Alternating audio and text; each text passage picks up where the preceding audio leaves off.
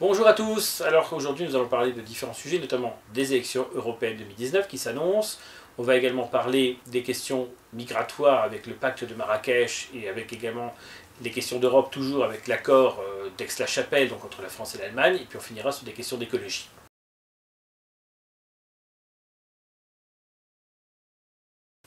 Alors, pourquoi les élections européennes sont-elles si importantes? Parce que, évidemment, c'est le premier scrutin national en France après les élections présidentielles législatives de 2017. Donc c'est le premier test pour l'exécutif français. Et dans ce cadre, évidemment, tous les partis politiques sont en train de se préparer. Certains ont déjà déclaré quelle serait leur tête de liste, et d'autres restent aujourd'hui dans le doute. Et donc on va commencer par le repositionnement du Rassemblement national. Donc Marine Le Pen a souhaité rompre avec le discours qui était le sien depuis 2017 et bien avant même, qui était celui d'un abandon de l'euro et du départ de l'Union européenne. Donc ce fameux Frexit qui n'est prôné aujourd'hui plus que par Asselineau et par Philippot, qui est donc resté sur cette thématique-là. Et donc Marine Le Pen a fait porter un peu la tunique de Nessus de l'europhobie à Philippot, mais en réalité on va se rendre compte que le discours officiel du parti n'est pas forcément le discours officieux. Parce qu'au départ, on pouvait analyser les choses en disant qu'effectivement, l'analyse qui avait été faite par le Front National à l'époque sur l'euro et sur l'Union européenne était simplement erronée. Et ils pouvaient très bien faire leur mea culpa en expliquant que cette position idéologique était déconnectée des réalités économiques et politiques de l'Union européenne d'aujourd'hui. Mais ce n'est pas forcément ce qu'ils ont choisi de faire. Alors il y a une ruse dialectique. Comment faire expliquer aux gens qu'on a défendu l'abandon de l'euro et le départ de l'Union européenne pendant 5 ans, pendant 10 ans, et que maintenant c'est plus le cas. Alors il y a une interview de Marine Le Pen dans le dernier causeur de février 2019, d'Elisabeth Lévy, qui est assez révélatrice. Elle commence comme ça. Nous avons à l'égard de l'Union européenne une position claire et conséquente. Alors quand un homme politique commence à vous dire qu'il a une position claire et conséquente, il faut déjà s'inquiéter, ce sont des éléments de langage classiques. Ça veut dire que le discours qui va suivre n'est pas clair ni conséquent. Alors, c'est une épouvantable machine carcérale qui s'est construite sans les peuples, qui avance contre les peuples et qui a échoué dans l'intégration dans tous les domaines. Alors ça c'est intéressant, donc c'est un échec total. Donc si c'est un échec total, il n'y a aucun sens de vouloir rester dans l'Union européenne, puisque c'est un échec. Donc c'est déjà pas très cohérent. Nous avons tenu compte de ce qu'ont dit les électeurs en 2017. En politique, il faut bien sûr respecter ses électeurs, mais il faut aussi, ne pas leur céder sous prétexte de simple réalisme politique. Si on pense qu'on a raison, il faut simplement mieux expliquer. Or c'est sûr que la présentation de Marine Le Pen au deuxième tour des présidentielles face à Emmanuel Macron n'a clairement pas convaincu.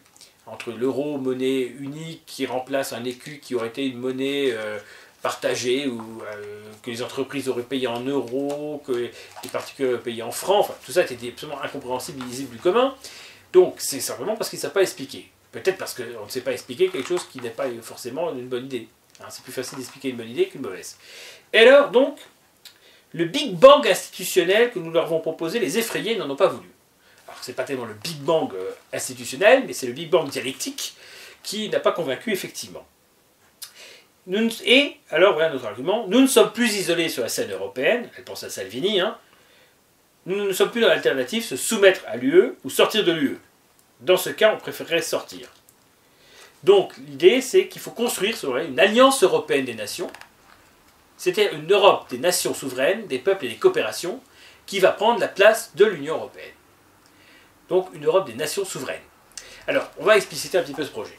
Et on va voir pourquoi ça n'a pas beaucoup de sens. D'abord, ses alliés. À part Wilders qui a l'air très europhobe, le FPE autrichien, la Ligue italienne de Salvini et d'autres partis d'ailleurs ne sont pas dans une position idéologique contre l'Union européenne. S'ils déplorent certaines politiques menées par l'Union européenne, ils ne sont pas dans cette idée qu'il faut tout détruire. Et effectivement, le changement de ton de Marine Le Pen est un changement stratégique. Alors j'ai eu confirmation d'ailleurs que certains éléments de langage que Marine Le Pen a pu utiliser sur l'Europe auraient été purement pompés chez moi. Donc c'est intéressant de le savoir. C'est-à-dire que la stratégie a été empruntée, mais évidemment le fond idéologique qui la justifie ne l'est pas. Concrètement, mon idée ça a toujours été la même, c'est-à-dire que le Parlement européen est le moyen, l'axe fort qui permettrait, si évidemment sa composition électorale est compatible avec cette stratégie, c'est le moyen de faire pivoter l'Union européenne vers autre chose. Effectivement, l'idée de quitter l'Union européenne, pour moi, est mauvaise, il faut s'emparer de l'Union européenne. Mais il faut s'emparer de l'Union européenne pour faire l'Europe. Il ne faut pas s'emparer de l'Union européenne pour la détruire. C'est-à-dire que la stratégie de Marine Le Pen et la mienne est la même, mais l'objectif final est totalement opposé. C'est-à-dire qu'il est clair pour elle qu'elle a renoncé à l'idée de quitter l'Union européenne, il faut la saboter, il faut la saborder, la détruire. Ce qui revient à peu près au même, parce qu'entre quitter l'euro de manière volontaire et favoriser l'effondrement de l'euro, le résultat est strictement le même. Donc l'inquiétude des électeurs devrait être la même aussi. Donc c'est une ruse. Alors évidemment, une alliance des nations souveraines. C'est-à-dire que pourquoi parler d'Europe si les nations sont souveraines? En 1914, les nations étaient souveraines. En 1815, au congrès de Vienne, les nations étaient souveraines. Si les nations gardent l'intégralité de leur pouvoir, il n'y a même pas besoin de parler d'Europe du tout. Et effectivement, certains partis sont allés jusqu'à cette idée de supprimer le Parlement européen. Il y a un programme d'un parti politique, je crois que c'est un parti politique anti-européen d'un autre pays que la France, et je crois que c'est l'AfD allemande. Voilà, l'AfD allemande, le parti de droite nationale allemande, s'est mis dans la tête de supprimer le Parlement européen. Alors c'est vrai qu'en Allemagne, il y a la proportionnelle à 5%. Ce qui veut dire que ce parti peut être représenté par quasiment 90 députés au Bundestag, mais c'est bien le seul cas en Europe, parce que par exemple en France, le Front National a pu faire 25% aux élections européennes et avoir 25 députés. En France, il s'est réduit à 5 ou 6 députés. Ça veut dire que c'est bien gentil de vouloir supprimer le Parlement européen, mais c'est le seul endroit où les gens arrivent à se faire élire. Donc, c'est en plus totalement incompatible avec l'idée de s'emparer de l'Union européenne, parce qu'effectivement, pour gagner l'Union européenne démocratiquement, il faut bien qu'il y ait un Parlement européen. On voit bien que les stratégies de chacun ne sont pas cohérentes. Donc ce Parlement européen, effectivement, doit être l'axe de la transformation de l'Union européenne. Et donc le Rassemblement national n'a pas compris, en réalité, ce que les électeurs essaient de lui dire. C'est-à-dire qu'il ne s'agit pas seulement de renoncer dans son programme à abandonner l'euro et à quitter l'Union européenne, il faut seulement renoncer à ce discours europhobe tout court. Il faut pas le déguiser. C'est-à-dire on a l'impression que c'est un discours, on est pour l'Europe, on n'est pas contre l'Europe, dans leur discours, sauf que derrière, c'est quand même détruire l'Union européenne. Et pour la remplacer, par quoi? Par rien. Parce qu'une alliance des nations souveraines, c'est rien. C'est du vent, c'est ce mythe de la coopération. Alors le mythe de la coopération, ça mériterait presque un développement en tant que tel. Il y a beaucoup de gens qui s'imaginent qu'on peut coopérer entre États souverains. Mais ça ne marche pas. C'est justement pour ça que l'Union européenne est un échec. L'Union européenne est un échec parce que c'est une Europe des États. Et donc on voit bien que les États n'arrivent pas à se mettre d'accord. L'Allemagne et la France ont leur propre calendrier, on en parlera pour la question du traité d'Aix-la-Chapelle. Les élections ne sont pas à la même date dans toute l'Europe. Il y a des partis de gauche qui arrivent au pouvoir à la place de partis de droite, et en même temps, chez le voisin, c'est l'inverse qui se passe. On voit bien que cette coopération est très naïve, voire, de toute façon, au niveau du slogan. C'est comme la coopération avec l'Afrique, on s'imagine qu'en développant l'Afrique, donc en versant de l'eau dans le tonneau des Danaïdes, eh bien on va pouvoir freiner les flux migratoires. C'est la même idée, on en parlera sur les flux migratoires mais tout à l'heure. Donc, le Rassemblement national est europhile en façade, mais toujours europhobe dans le fond. Donc simplement, eh bien, le Rassemblement national ne deviendra vraiment européen qu'en changeant sa tête de direction, puisqu'en fait le problème vient de là. C'est la ligne directrice impulsée par Marine Le Pen qui a amené à cette europhobie. Et bien cette europhobie, il faut y mettre fin, et pas seulement en parole, mais dans les faits, dans les actes, et dans les propos, dans les idées. Voilà, une alliance des nations souveraines, ça ne veut rien dire, ça ne sert à rien.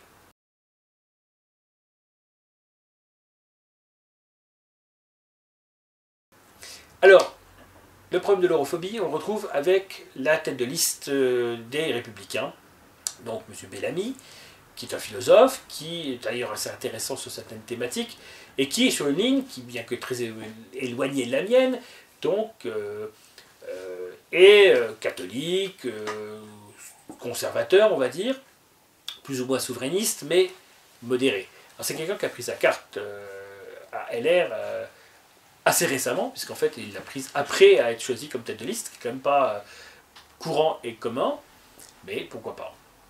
Et donc ce monsieur Bellamy sera tête de liste LR. Alors je pense que c'est pas forcément un mauvais choix de la part de Laurent Wauquiez. Je pense que il a compris qu'il fallait tenir un discours un peu plus à droite que ceux de Juppé et compagnie. Le problème de LR, c'est que là aussi, ils ont du mal à savoir où ils habitent. C'est bien gentil de tenir deux discours en même temps, mais à mon avis, personne n'y comprend plus rien. Or, LR tient deux discours en même temps. Le premier discours qui est tenu par LR, eh bien, c'est un discours assez souverainiste sur la nation. Il faut respecter les nations, les identités nationales, les souverainetés nationales. Et dans le même temps, un discours pro-européen, il faut que l'Union européenne réussisse, il faut renforcer l'Europe dans les domaines où cela a du sens. Donc, deux discours antagonistes réunis sous un même drapeau, sous un même nom de parti. Ça pose question quand même, et c'est bien la problématique de Wauquiez. Il ne peut pas à la fois être sur une sorte de ligne de centre-droit à la Juppé, et sur une ligne de droite affirmée, capable de récupérer les voix qui partiraient chez Dupont-Aignan ou chez Marine Le Pen. Donc aujourd'hui, la sauce Wauquiez ne prend pas. Dupont-Aignan monte, Marine Le Pen monte, et Macron aujourd'hui monte. Parce qu'il ne faut pas oublier une chose, c'est qu'on l'a vu avec l'affaire des Gilets jaunes. On s'est étonné, moi le premier d'ailleurs, que Macron remonte dans les sondages. En réalité, cette remontée dans les sondages est réelle. C'est ce qu'on appelle le parti de l'ordre. C'est-à-dire que face à une chienlit, plus ou moins, eh bien, beaucoup de gens de droite, on les a vus notamment à Paris avec les foulards rouges, ont peur, c'est mauvais pour le commerce, c'est mauvais pour l'économie, c'est gilets jaunes. On a peur, donc on va soutenir le pouvoir, c'est-à-dire Macron.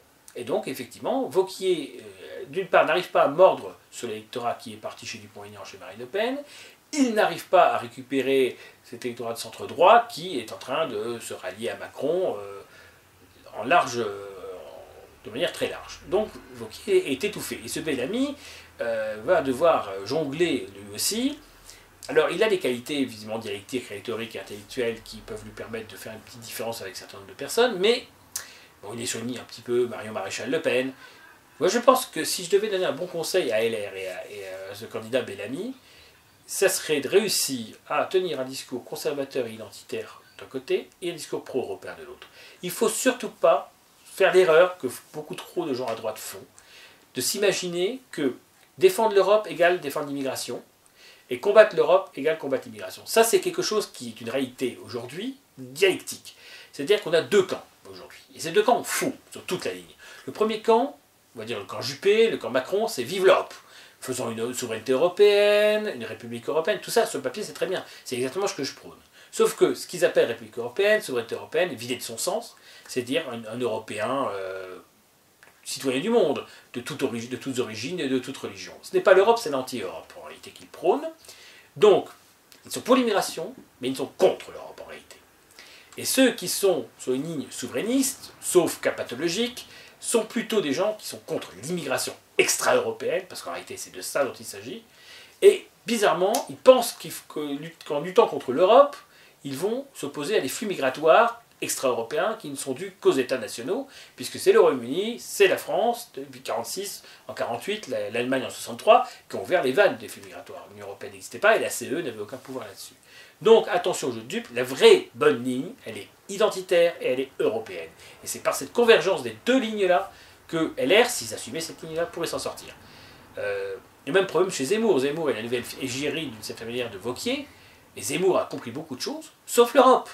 C'est sur l'Europe qu'il est le plus rétif. Alors, Zemmour étant quelqu'un d'assez intelligent, a compris que malgré tout, l'Europe était sans doute la solution. Mais il n'arrive pas à s'y rallier, ou il n'y croit pas. Je crois que d'ailleurs que Zemmour l'avait dit plusieurs fois dans des interviews, il aimerait croire à l'Europe, mais il n'y croit pas. Il n'y croit pas parce que par un simple réalisme, il voit bien que l'Union européenne ne fonctionne pas, et il a du mal à imaginer qu'une autre Union européenne pourrait fonctionner. C'est la grande difficulté des LR, c'est qu'il va falloir qu'ils choisissent leur camp. C'est pour l'Europe, et contre l'immigration, ou contre l'Europe. Et s'ils sont contre l'Europe, eh bien ils seront sur le même terrain que Dupont-Aignan, Asselineau, Marine Le Pen, et ils feront un très mauvais score, parce que c'est pas ce que la droite classique attend. Et ce n'est pas non plus ce qu'attendent d'ailleurs des électeurs qui vont voter Marine Le Pen, alors qu'ils sont pro-européens, parce que ça existe. Évidemment, celui qui est pro-européen, mais qui voit que l'Europe politique n'avance pas, et qui en a ras-le-bol des flux migratoires extra-européens, il va être tenté de voter Marine Le Pen. Pas forcément par conviction, mais pour envoyer encore un coup de semonce, un coup de pied dans la fourmilière, se dire si Marine Le Pen est en tête des élections européennes, alors peut-être que Macron sera obligé de tempérer sa ligne, etc. C'est toujours l'idée du moindre mal, mais le moindre mal reste un mal. Et souvent le moindre mal empêche le remède d'arriver. Le drame d'aujourd'hui, politiquement, c'est que le remède européen qui nous est nécessaire est de plus en plus repoussé dans le temps par ce phagocytage du terrain, par cette droite nationale incapable en réalité, mais qui occupe l'espace par défaut. Par défaut parce que ceux qui sont en face sont encore plus incapables qu'elle. C'est dire.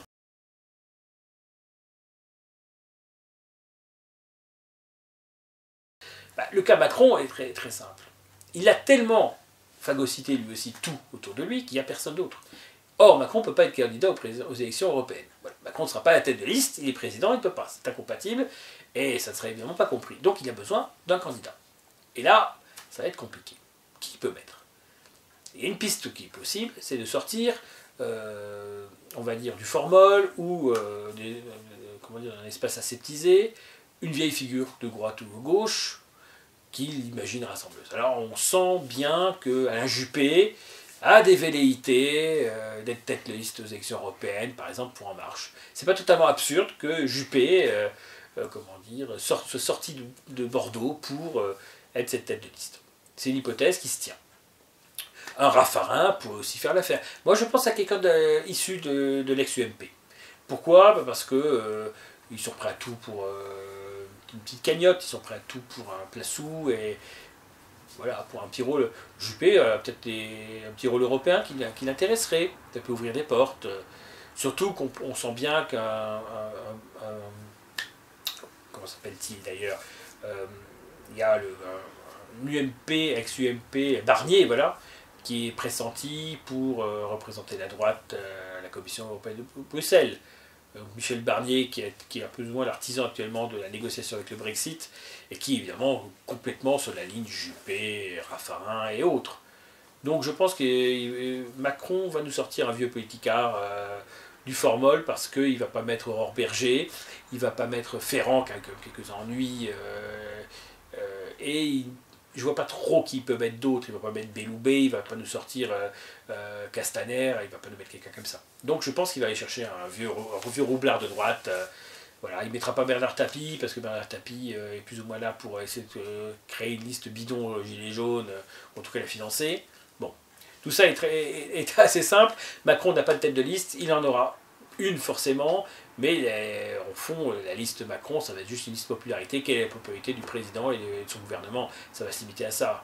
On a bien vu qu'il y a des députés absolument, comment dire, d'une médiocrité extrême qui se sont retrouvés élus en 2017 grâce aux listes Macron. Hein. Les électeurs ont voté en aveugle en disant oh, il a la liste, il a le Stampfel du parti au pouvoir, hop, je vote pour. Et on se retrouve avec Avia, on se retrouve avec Berger, on se retrouve avec une députée qui fait visiter pour tarifer l'Assemblée nationale des touristes, un autre qui tabasse à coups de casque de moto un collègue socialiste. Bon, ça donne quand même une image de la politique un peu particulière. Hein. Les nouvelles recrues Macron, c'est pas forcément la quintessence de la politique, hein, malheureusement. Mais la quintessence de l'opportunisme, certainement, par contre, oui, il n'y a pas de souci. Voilà, donc un peu l'éloge de la Macronie hein, qu'on peut faire aujourd'hui.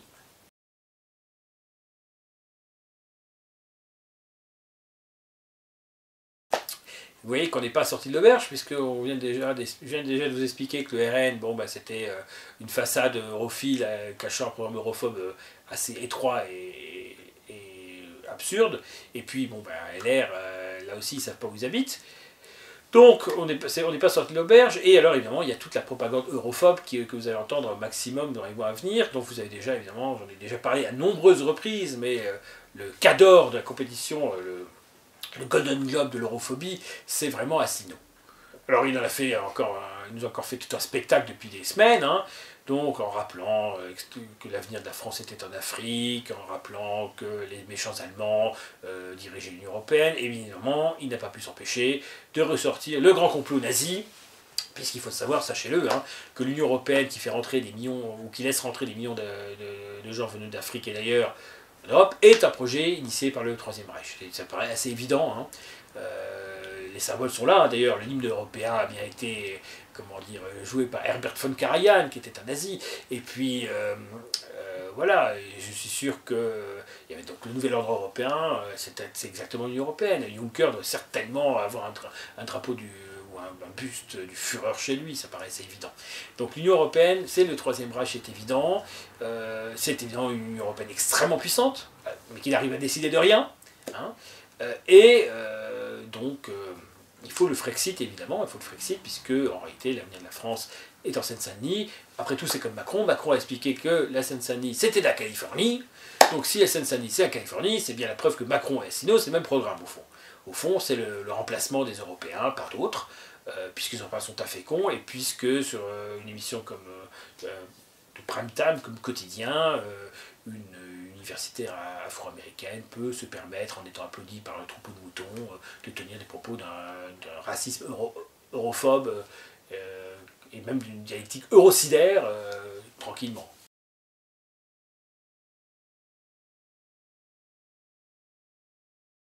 Donc, effectivement, l'Europe, la grande perdante des élections européennes 2019, pourquoi? Parce qu'entre les europhobes et les faux européistes, eh bien, de toute façon, personne ne défendra l'Europe.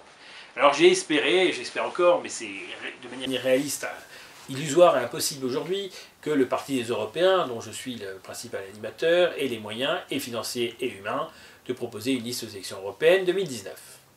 C'était évidemment l'objectif de long terme, mais il y a un préalable qui n'est pas rempli. Ce préalable, il est clair, ça s'appelle l'émergence médiatique. Sans émergence médiatique, et c'est pas faute de travailler par les moyens du pauvre, que sont les réseaux sociaux et des vidéos comme celle-ci, mais aujourd'hui nous n'avons pas émergé, donc il faut être réaliste.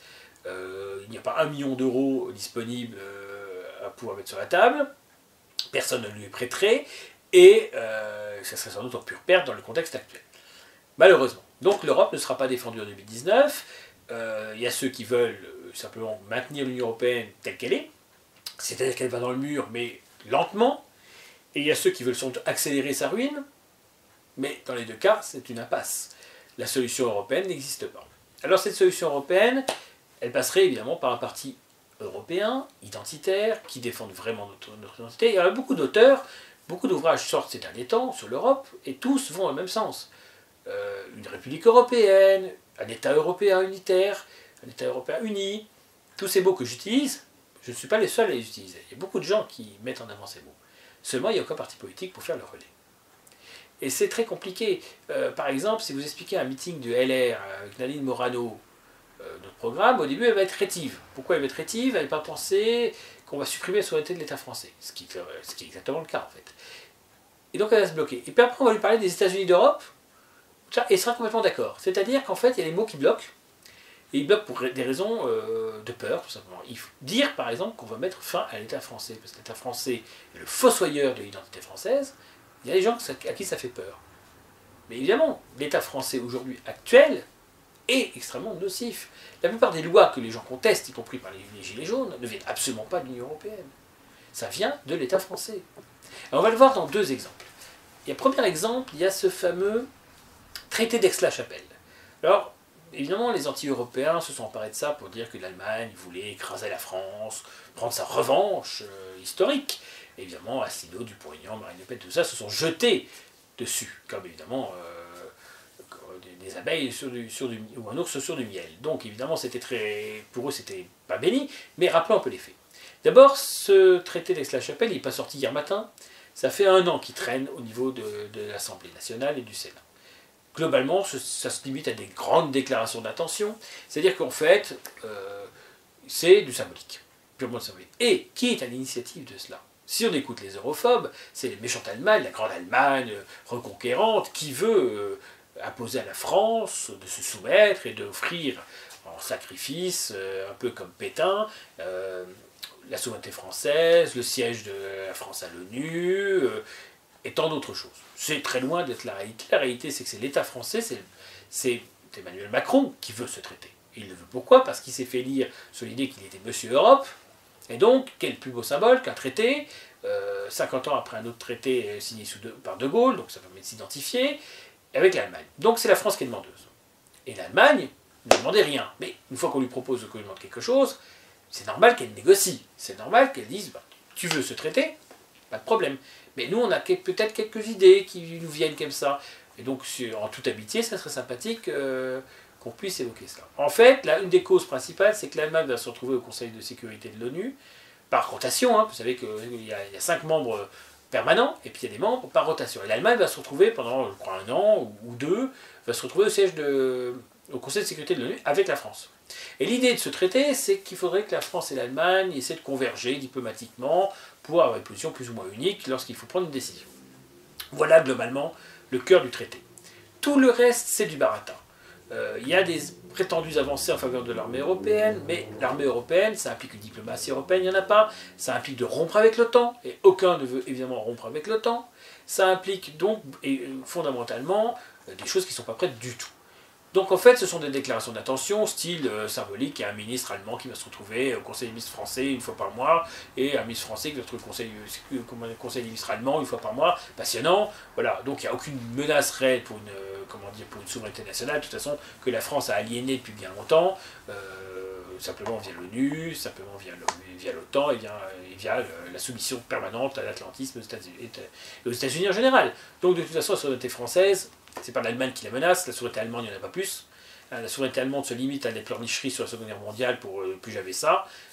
Voilà, ça se résume à ça. L'Allemagne a-t-elle des velléités de domination de l'Europe? D'abord, pour dominer l'Europe, il faudrait avoir une démographie qui ressemble à quelque chose et qui ne soit pas de l'ordre de 1,4 ou 1,5 enfants par femme. Ensuite, l'Allemagne conquérante, il faudrait aussi qu'il y ait une classe politique qui ait des velléités de se tenir à peu près décemment. C'est pas le cas. Hein. Personne n'imagine, Mme Merkel ou AKK, là, comment dire, sa remplaçante, le nom m'échappe, Annegret Kramp-Power, je ne sais plus quoi, donc AKK, c'est loin d'être un AKK 47, hein. Donc voilà, il ne faut pas comment dire, craindre beaucoup cette Allemagne-là qui est absolument incapable de se défendre elle-même. Je veux dire, on a vu l'Allemagne ouvrir ses portes à 1 million de migrants venant de Syrie, d'Afghanistan d'ailleurs. On a vu l'Allemagne ne rien faire quand des milliers de jeunes Allemandes ont été agressées et autres. Ça, personne n'en a parlé évidemment, ou alors personne n'a dénoncé ça. Si l'Allemagne est capable de se laisser écraser comme ça, elle n'a envie de dominer personne. Elle ne domine personne, elle est dominée. Comme la France est dominée, et comme bien entendu le Royaume-Uni est dominé, parce que je rappellerai simplement que à nos amis les Brexiteurs, les Brexités même je dirais, hein, et que l'opinion britannique s'est complètement renversée. C'est-à-dire qu'aujourd'hui on a une situation extraordinaire, c'est sous prétexte que les Britanniques ont voté pour le Brexit il y a 2 ans, et que maintenant ils se rendent compte que c'est une connerie, eh bien il faudrait quand même aller au bout du processus. Tout ça pour que le Parti conservateur n'explose pas, tout ça pour que l'espoir politique de Jeremy Corbyn existe encore. Hein, l'intérêt général du peuple britannique, dans cette affaire, personne n'a rien à faire. Ce Brexit est une connerie. Bon, c'est pas grave, on a le droit de... Les électeurs qui ont voté pour le Brexit n'ont même pas voté pour le Brexit. C'est toujours le même principe. Je rappelle une petite équation que les gens ont oubliée. Au départ, c'est pas Brexit pur. Cameron n'a pas dit est-ce qu'on reste dans l'Union Européenne ou est-ce qu'on s'en va? C'est pas ce qu'il a posé comme question. Et les gens ont oublié cela. Il a dit quoi? Il a dit qu'il avait négocié un accord plus favorable du Royaume-Uni dans l'Union Européenne. Et il a demandé aux gens, votez pour mon accord ou Brexit. Il n'a pas dit votez pour ou contre le Brexit, mais votez pour mon accord ou Brexit. Ça veut dire qu'il a fait un plébiscite, ça veut dire que les Britanniques se sont retrouvés comme choix, ou bien je soutiens David Cameron, je le renforce politiquement en votant oui, ou bien je l'oblige à partir en votant non. Combien d'électeurs britanniques ont voté non à l'Union Européenne simplement pour pouvoir dégager Cameron? Énormément. Pourquoi ne le dites pas? Pourquoi ne dit-on pas que les gens ont voté pour le Brexit pour des raisons autres que le Brexit? Et qu'en réalité, il faut respecter l'esprit des électeurs et pas le résultat, en fait.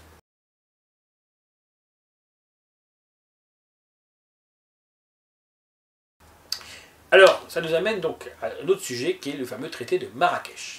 Alors ce traité de Marrakech, les Gilets jaunes s'en sont emparés, et la droite nationale notamment s'en est emparée. Disons les choses clairement.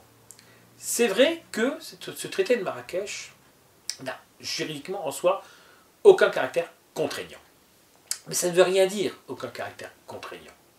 Parce que à partir du moment où on prend des engagements, les engagements ça a une valeur quand même.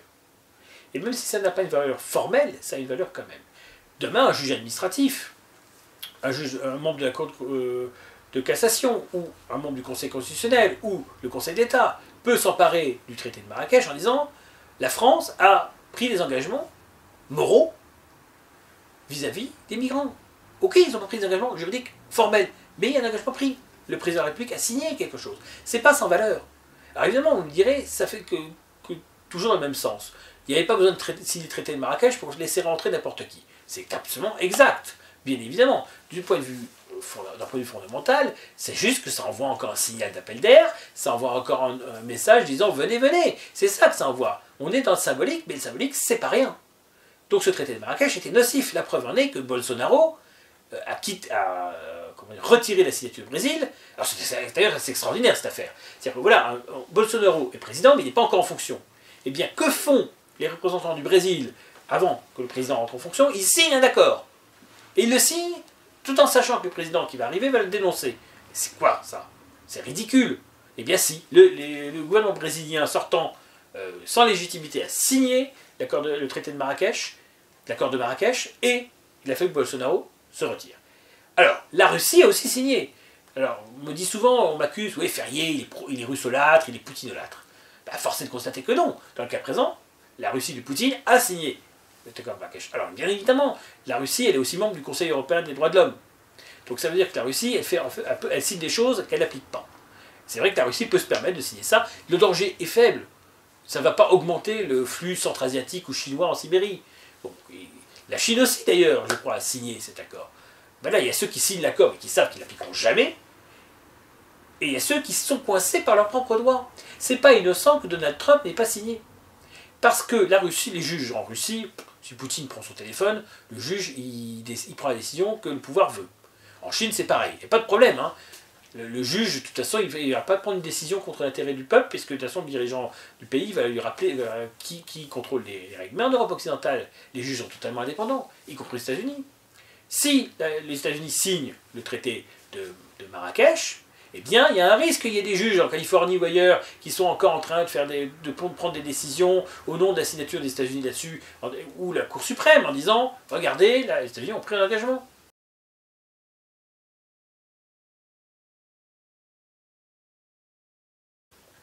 Ça m'amène à la question migratoire.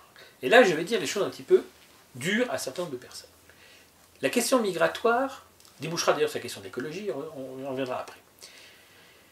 Laurent Oberton, dans une interview à la revue Éléments, et je ne sais pas sur quoi il base ses chiffres, mais peu importe, l'élément est percutant, déclare qu'en 2100, il n'y aurait plus que 170 millions d'Européens de souche, Russie incluse, en Europe.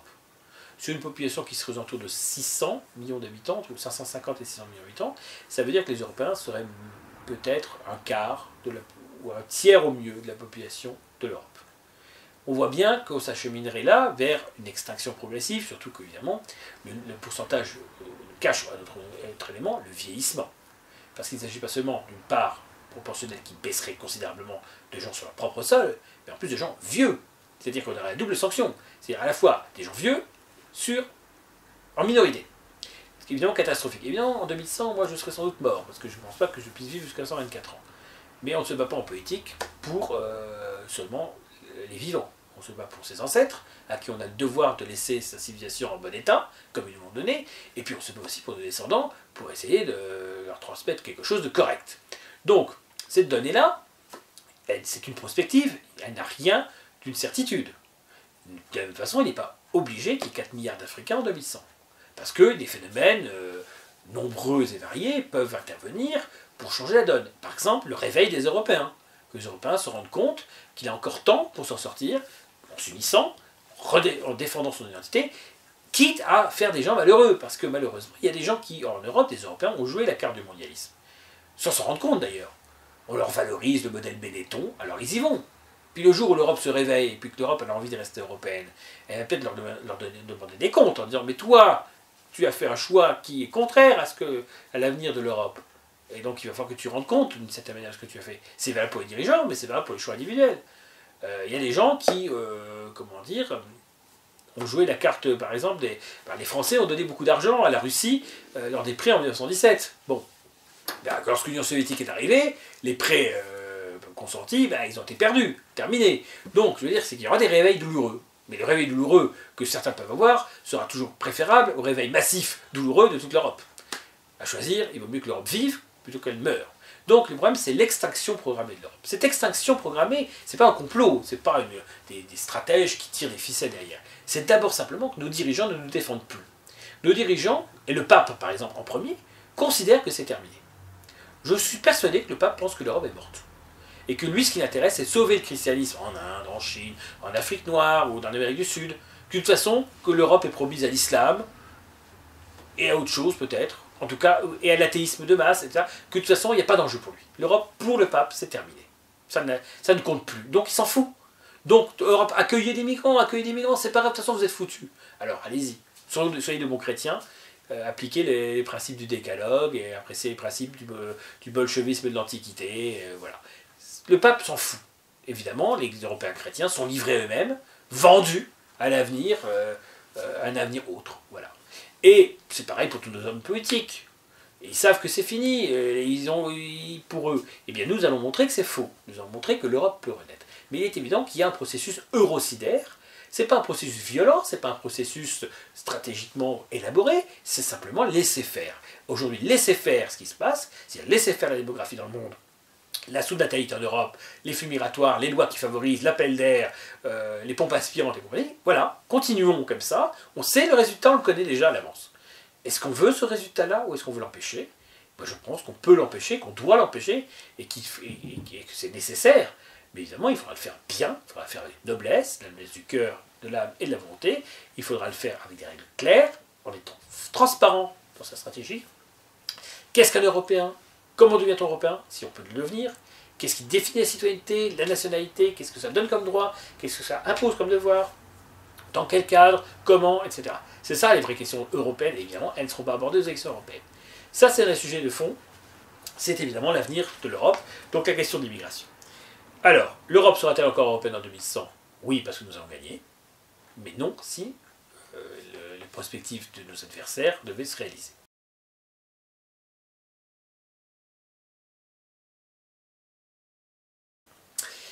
Il y a quelque chose que ça amène derrière, vous voyez, je regarde mes notes pour une fois, c'est qu'il y a une profonde hypocrisie de la fameuse transition écologique, qui a été un des facteurs d'ailleurs déclencheurs de la crise des Gilets jaunes.